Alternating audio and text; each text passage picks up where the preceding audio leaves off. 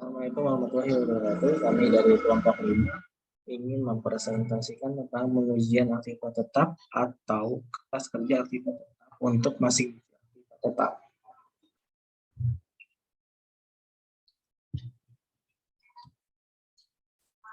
Pengertian aktivitas tetap.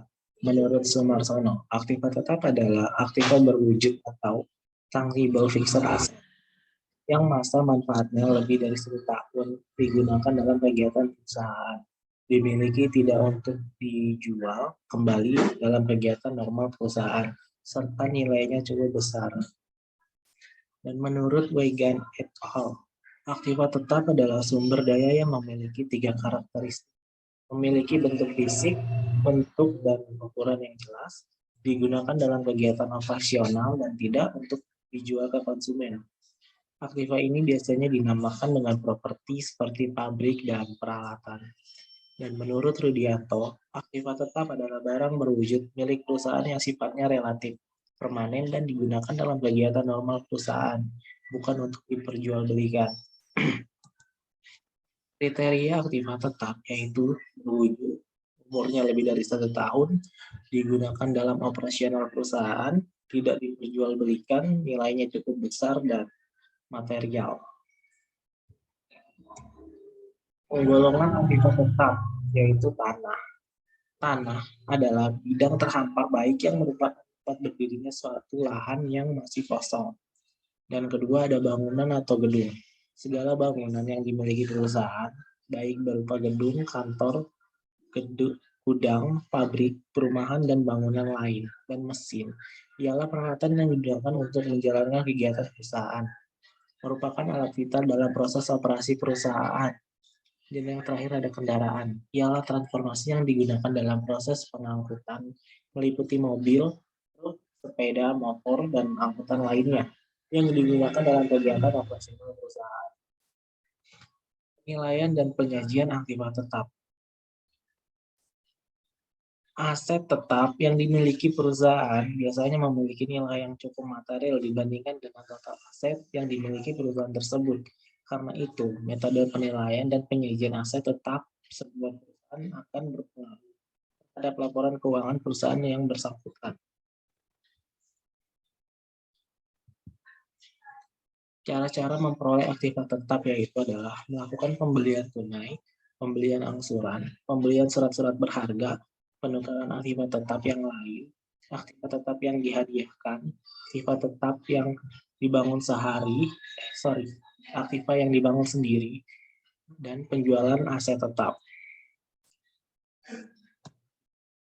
Beban-beban dalam penggunaan aset tetap yaitu terdapat pengeluaran-pengeluaran yang harus terjadi selama masa penggunaan aset tersebut agar dapat memenuhi kebutuhan beban tersebut. Di antara lainnya adalah 1. Reparasi dan pemeliharaan, 2. Penggantian, dan 3. Penambahan.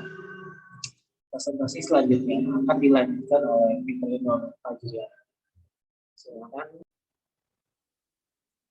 Baik, saya akan melanjutkan presentasi selanjutnya, yaitu faktor-faktor penurunan aktiva tetap. Menurut Bariduan, penyusutan adalah sebagian dari harga perolehan aktiva tetap yang secara sistematis dialokasikan menjadi biaya satu periode akuntansi. Faktor-faktor yang menyebabkan penurunan kemampuan aktiva tetap antara lain 1. Penyusutan fisik, 2. Penyusutan fungsional, 3. Harga perolehan, 4. Nilai residu, 5. Umur ekonomis aktiva tetap. Selanjutnya, metode penyusutan aktiva tetap. Menurut Rudianto, metode penyusutan diklasifikasikan sebagai berikut. A. Metode garis lurus, yaitu metode yang paling sederhana dan umum digunakan. Di samping mudah penerapannya, metode ini juga akan memberikan beban yang adil pada masa-masa penggunaan aktiva. B. Metode jumlah angka tahun, yaitu metode perhitungan penyusutan aset tetap, di mana beban penyusutan pada suatu periode akuntansi dihitung dengan cara mengalihkan harga perolehan aset tetap yang telah dikurangi dengan nilai sisanya, dengan bagian pengurang yang setiap tahunnya selalu berkurang. C. Metode saldo menurun, Metode saldo menurun merupakan metode yang membebankan depresiasi dengan nilai yang lebih tinggi pada awal periode dan secara gradual akan berkurang pada tahun-tahun selanjutnya. Pengertian sistem pengawasan internal aktiva tetap. Menurut Hattardi, pengawasan internal adalah rencana organisasi dan metode bisnis yang digunakan untuk menjaga aset, memberikan informasi yang akurat dan andal, mendorong dan memperbaiki efisien jalannya organisasi, serta mendorong kesesuaian dengan kebijakan yang telah ditetapkan.